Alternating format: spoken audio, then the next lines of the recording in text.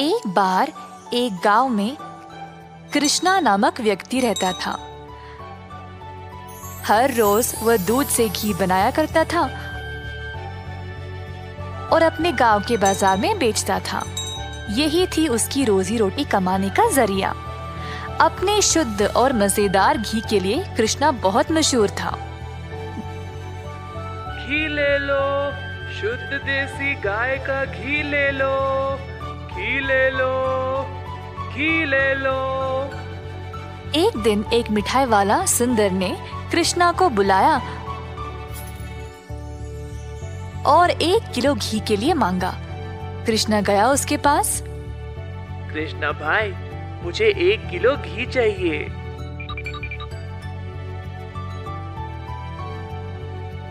कृष्णा घी को तोलने लगा। जब सुंदर ने देखा कि घी कितना शुद्ध था, तो वह अपने आप को रोक ही नहीं पाया। सुंदर ने और घी लेने का निर्णय लिया। रुको कृष्णा, मुझे तुम 1 नहीं 2 किलो घी दे देना। पता नहीं बाद में बचेगा या नहीं। तुम्हारा घी सबसे शुद्ध है और मुझे स्वादिष्ट मिठाई बनाने में मदद करता है। ओ बढ़िया जी, धन्यवाद सुंदर साहब। ये लो आपके 2 किलो घी। सुंदर ने खुशी से घी लिया और फिर दोनों अपने अपने रास्ते चले गए। जैसे कृष्णा चलता गया, गांव के लोग उसको एक एक करके घी खरीदने बुला रहे थे। दोपहर तक सारी घी बिक चुकी थी, क्योंकि वो घी था ही इतना स्वादिष्ट। अपनी कमाई लेकर कृष्णा अपने भाई कुशल के पास दूध खरीदने गया, ताकि वह अगले दिन के लिए और घी बना सके।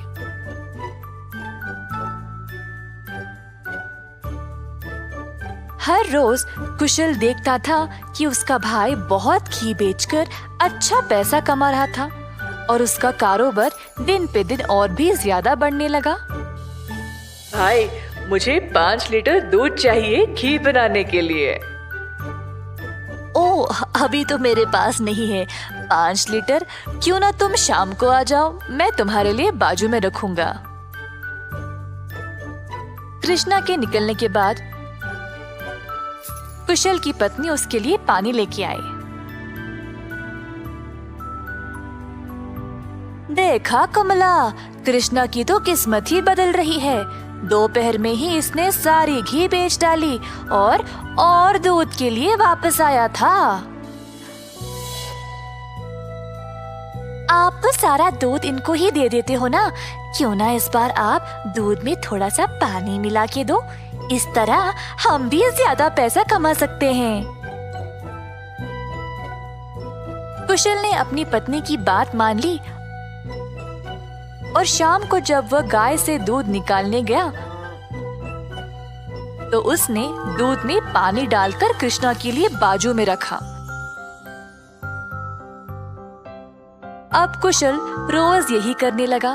धीरे धीरे वह पानी की मात्रा और भी बढ़ाने लगा। अब कृष्णा इस बात से अनजान समझ नहीं पाया कि उसकी घी की शुद्धता दिन पे दिन कम क्यों होती जा रही। इस वजह से उसके बहुत सारे ग्राहक भी कम होते गए। अब कृष्णा दूध की गुणवत्ता को जांचना चाहता था, तो उसने दही जमाया। जब दही जमा, तो उसने ऊपर इतना सारा पानी देखा। शायद गाय की सेहत ठीक नहीं है, इसीलिए अच्छा दूध नहीं दे रही होगी। मैं कुशल को ये बात बोलता हूँ। जब कृष्णा कुशल के घर गया, तो उसने अपने भाई और उसकी पत्नी को दूध में पानी मिलाते हुए देख लिया। अब उसको समझ आ गया कि उसकी घी की शुद्धता इतनी कम क्यों हो गई थी। ना जानते हुए कि वह क्या करे और बिना कुछ कहे कृष्णा वहाँ से निराश होकर चला गया। अब कृष्णा ने अपनी कमाई से 2 गाय खरीदे और खुद दूध निकालना शुरू किया। अब फिर से कृष्णा अच्छी वाली शुद्ध घी बनाने लगा। कृष्णा ने अपनी एक छोटी सी दुकान खोल ली, जहाँ पे वो शुद्ध देसी घी बेचने लगा। उसी समय सुंदर उसके पास आया और बोला, हाय कृष्णा, पिछले कुछ दिनों से घी कुछ ठीक नहीं है। मेरे मिठाइयों के लिए अच्छे ग्राहक थे, केवल आपकी शुद्ध घी की वजह से। उम्मीद है अब आप अच्छा घी बना रहे हो। मैं चाहता हूँ कि मेरे ग्राहक वापस आ जाए। आप ये 2 गाय देख रहे हो, ये मैंने ही लाए हैं अब खुद दूध निकालने। अब से मैं ही दूध निकाल रहा हूँ, तो आज से घी भी सबसे बढ़िया मिलेगी। जैसे दिन बीतते गए, अब कृष्णा से और लोग घी खरीदने लगे। कुछ ही दिनों में कृष्णा ने और गाय खरीदे। उसने कुछ नौकरों को अपनी दुकान पर काम पे भी लगाया, हाथ बटाने के लिए। अंततः कृष्णा काफी अमीर बन गया और ईमानदारी से अपना कारोबार चला रहा था। इसी दौरान कुशल, जिसने अपने ही भाई की प्रतिष्ठा को बर्बाद करने की कोशिश की, गांव में अपने मिलावटी दूध के लिए पकड़ा गया। अब कुशल दूध भी नहीं बेच पाया और जल्द नुकसान में पड़ गया। उसे समझ नहीं आया कि अब वह क्या करे। कुशल को अपनी गलती का एहसास हुआ और अपने भाई से माफी मांगने गया। उसने कृष्णा से भीख मांगी माफी के लिए और नौकरी के लिए, ताकि वह अपने कर्जों को चुका सके। दयालु कृष्णा ने तुरंत अपने भाई को क्षमा कर दिया और गायों और कामगार की देखरेख के लिए काम दे दिया। इस कहानी से हम ये सीखते हैं कि दिल से माफी मांगने वाले को माफ कर देना चाहिए और हमेशा एक अच्छी प्रतिष्ठा रखनी चाहिए। जादुई कुआं। कई साल पहले एक छोटे से गांव में था एक जमींदार अरविंद नाम का। वे बहुत अनुशासित थे। हर रोज सवेरे मुर्गे के कुकड़कू बोलते समय ही जाग जाते थे।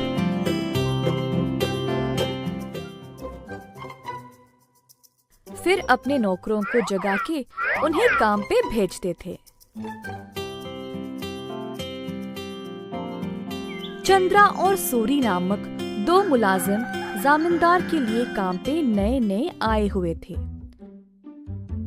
परंतु वे दोनों काफी आलसी थे और सवेरे उठ के खेत में जाना उनके लिए बहुत कठिन लग रहा था। दोनों एक कुएं के पास सोते थे। एक दिन चंद्रा ने सूरी से कहा, हाय रे, हर रोज सवेरे जाग के जाना बहुत ही कठिन काम है ना। सूरी को भी ऐसा ही लगा। हाँ चंद्रा, परंतु हम करे तो क्या करे, मुर्गे के कुकड़कू से ही जमींदार जी जाग जाते हैं। अरविंद जी ने इन दोनों का व्यवहार ध्यान से और चुपचाप से जांचा। आखिरकार उन्होंने एक दिन उन दोनों को सबक सिखाना चाहा। एक दिन जब दोनों सो रहे थे, कुएं के अंदर से आवाज आई, सूरी, कितनी देर और सोओगे? उठो और काम पे निकलो। सूरी को नींद में ही आवाज सुनाई दी और वो अचानक से जाग गया। बाजू देखा तो चंद्रा आराम से सो रहा है। सूरी को समझ नहीं आया कि ये आवाज कहाँ से आई। बुरा सपना मान के वो फिर से सो गया। अगले दिन की बात है और दोनों उसी कुएं के पास सोए थे। इस बार कुएं वाली आवाज चंद्रा को सुनाई दी। वो भी अचानक से जाग गया। आसपास देखा तो सूरी आराम से सोया था।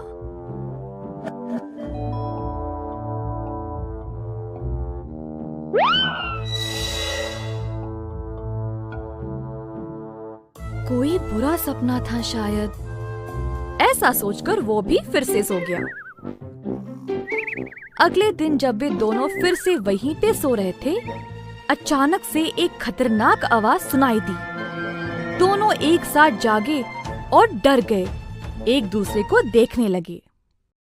भाई सूरी, आपको भी सुनाई दिया क्या? हाँ चंद्रा, मैं बहुत डर गया और ये कोई बुरा सपना भी नहीं है। ये भयानक आवाज इस कुएं से आ रही। मैं काम पे निकल रहा हूँ, तुम्हें आना तो आओ। रुको रुको, मैं भी आऊंगा।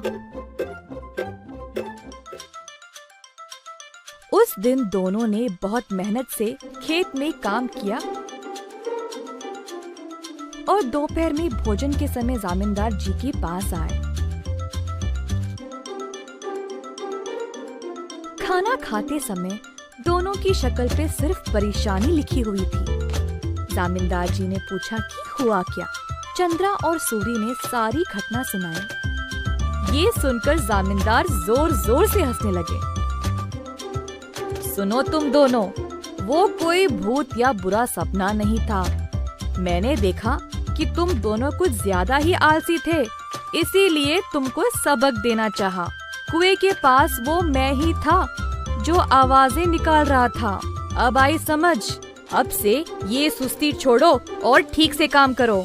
उस दिन से सूरी और चंद्रा ने अपनी आलस्य छोड़ा और खेत पर पूरी मेहनत से काम किया। अच्छे से अपनी रोजी रोटी कमाई और खुशी से जीवन बिताया। एक बार गोपी नामक एक किसान रहता था।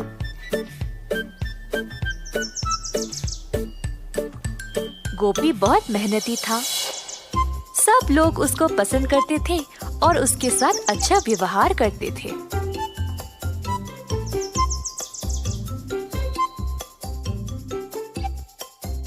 गोपी के घर के बाजू में रहता था किशोर। किशोर चाहता था कि गोपी से ज्यादा अच्छा नाम उसका हो जाए और इसके लिए उसने बहुत कोशिश की, परंतु उसको ऐसा मौका कभी नहीं मिला। एक दिन किशोर दूध बेचने के बाद अपने घर वापस आया। बाहर सीढ़ियों पर बैठा था जब उसने पेड़ पर एक आम को लटकते हुए देखा।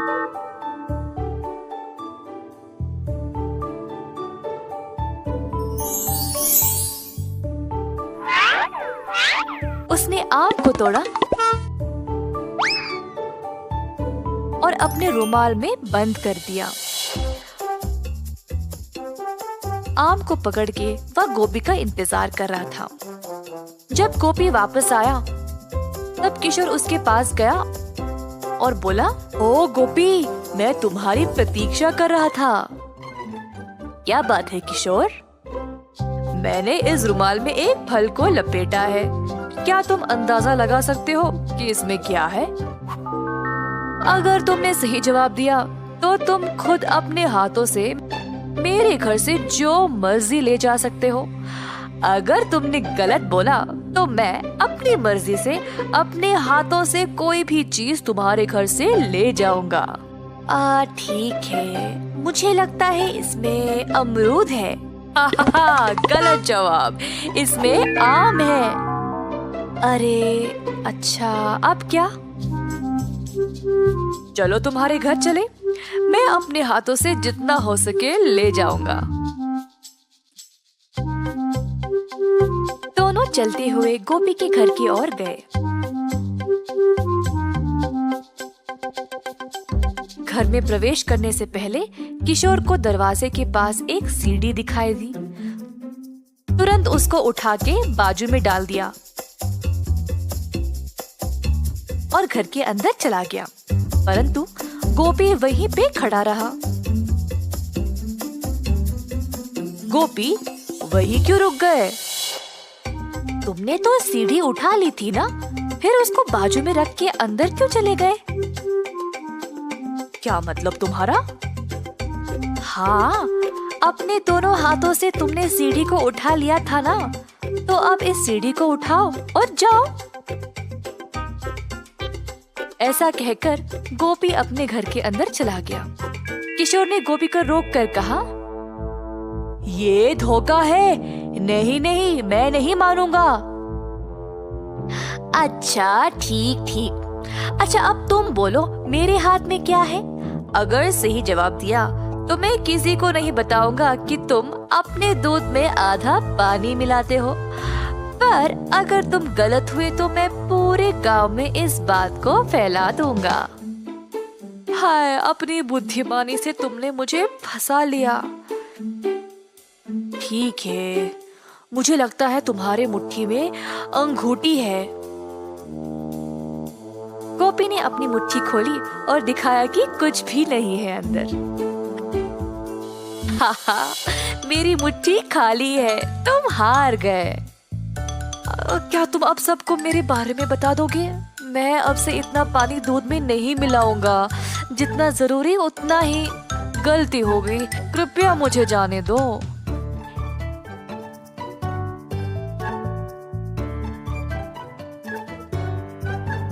इस कहानी से हम ये सीखते हैं कि आत्म अनुशासन के बिना सफलता असंभव है।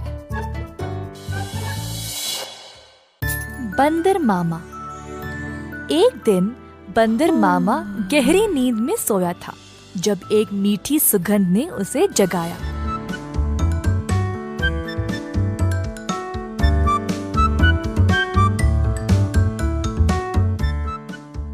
अपनी टोपी और जूते पहनकर बाहर निकल पड़ा खुशबू सूंघते सूंघते।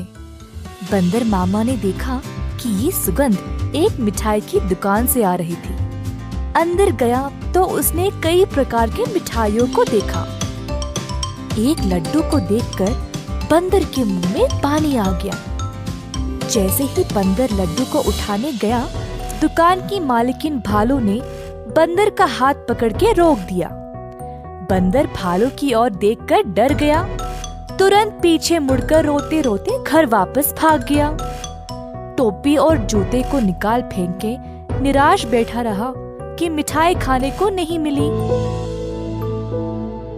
भालू काफी आलसी थी। जब उसने देखा कि बंदर उसकी मिठाइयों की सुगंध को सूंघ कर आया, उसके दिमाग में एक विचार आया। भालू अपने दुकान में मिठाई संवारने के लिए बहुत आलसी थी, तो उसने सोचा कि वह सारे जानवरों को मिठाई की सुगंध से आकर्षित करके उन सब से सारा काम करवाएगी। अगले दिन भालू जानबूझ के मिठाई हाथ में लिए सड़क पर चलने लगी। मिठाइयों की सुगंध से सब जानवरों को आकर्षित करे, यही थी उसकी योजना।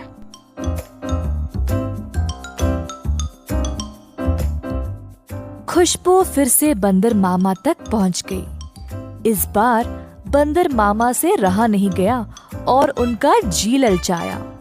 वह किसी भी हालत में मिठाई खाना चाहता था।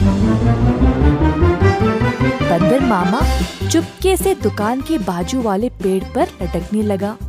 जब भालू देख नहीं रही थी, तब बंदर मामा ने लड्डू उठाया और झट से मुंह में डाला। परंतु लड्डू गरम गरम था और बंदर मामा का मुंह ही जल गया।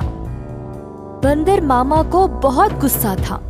जल्दी घर भागा और पानी पी लिया। फिर से अपनी टोपी और जूते निकाल फेंक के रोने लगा। एक छोटा चूहा खिड़की से अंदर आकर बंदर मामा से पूछा कि हुआ क्या। बंदर ने सारी घटना चूहे को सुनाई। चूहे ने बोला कि उसके साथ भी ऐसा ही कुछ हुआ था। हमारे साथ भी कुछ ऐसा ही हुआ था। हमें भी वो मिठाई चखनी है। मेरे पास एक योजना है, लेकिन कुछ दोस्तों की मदद की आवश्यकता होगी। चूहा जल्दी से गया और कुछ दोस्तों को लेकर बंदर मामा के घर वापस आया। चूहे की योजना के अनुसार सारे जानवर दुकान के खुलने से पहले ही वहां पहुंच गए। दुकान के पीछे के रास्ते से एक सुराख बनाया और अंदर घुस गए। एक बंदर सारे मिठाइयों को देखकर ललचा गया। जोश में आकर कूदने लगा और नाचते नाचते केक के मिश्रण में गिर पड़ा। एक और बंदर एक बड़े से बाल्टी में झांका, ये सोचकर कि अंदर मिठाई होंगे, और फिसल के उसी के अंदर गिर गया। तीसरे बंदर ने एक बड़ी गोल सी थाली पर लड्डू देखा। थाली की ओर दौड़ा और लड्डू खाने की कोशिश की, परंतु थाली गोल गोल घूमने लगी। बंदर लड्डू के पीछे भागता रहा और थाली रुकने का नाम ही नहीं ले रही थी। इसी दौरान भालू दुकान पर आ पहुंची। एक बंदर केक के मिश्रण में फंसा था। दूसरा बड़ी बाल्टी में और तीसरा बस लड्डू के पीछे गोल गोल घूम रहा था। ये सब देखकर भालू आश्चर्यचकित रह गई और सोची कि ये बंदर यहाँ चोरी करने आए हैं। जल्दी से एक छड़ी उठाई और बंदरों को मारने ही वाली थी, जब एक बंदर ने बोला, हम यहाँ चोरी करने नहीं आए हैं, हम केवल आपकी मिठाई को चखना चाहते थे। इनकी सुगंध इतनी मजेदार है, बस हमसे रहा नहीं गया। भालू ये सुनकर जोर से हंसने लगी। मेरे दुकान में चोरी छुपे घुसना गलत बात है। खैर छोड़ो, वैसे भी मुझे मिठाई बनाने में मदद चाहिए। अगर तुम लोग हर रोज मेरी सहायता करोगे तो मैं तुम्हें अच्छे अच्छे मिठाई खाने के लिए दूंगी। ये सुनकर बंदर मामा और उसके दोस्त खुश हो गए। उस दिन से सब जानवर मिठाई की दुकान पर काम करने लगे। भालू ने अच्छे से बंदरों का फायदा उठाया, बंदरों से मिठाई बनवाई और सजा सवार के रखवाया भी। मिठाई बेचने का काम भी बंदरों को ही दे दिया और भालू सिर्फ बैठ के मजे ले रही थी। भालू का पति ये सब देख रहा था।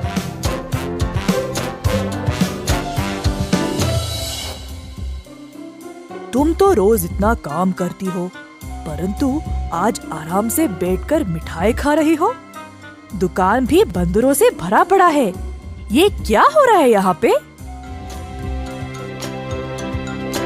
बंदरों ने मेरा काम आसान कर दिया है। वे खुशी खुशी सारा काम कर रहे हैं और बदले में मुझे ज्यादा कुछ देने की आवश्यकता भी नहीं। बस दिन में एक एक मिठाई देके काम चला रही हूँ। बंदर मामा कोने में इन दोनों की बातें सुन रहा था और ये सब जानकर उसे बुरा लगा। बंदर को एहसास हुआ कि भालू उसका और उसके दोस्तों का इस्तेमाल कर रही थी। बंदर मामा आगे आया और बोला, भालू जी, हमें आपकी मिठाई बहुत ही ज्यादा पसंद है, परंतु आप हमारी इस कमजोरी का फायदा नहीं उठा सकती। ऐसे स्वार्थी बनके किसी को इस्तेमाल करना गलत बात है। आपको दिखता नहीं हम सब यहाँ कितना मेहनत कर रहे हैं। अंत में भालू को अपनी गलती का एहसास हुआ और सुधार लाना चाहा। उस दिन से भालू और उसका पति दोनों दुकान पर जाकर बंदरों का हाथ बटाने लगे और सही पगार भी देने लगे। बंदर मामा खुश था कि भालू ने उसकी बात मानी और अपने व्यवहार को बदल डाला।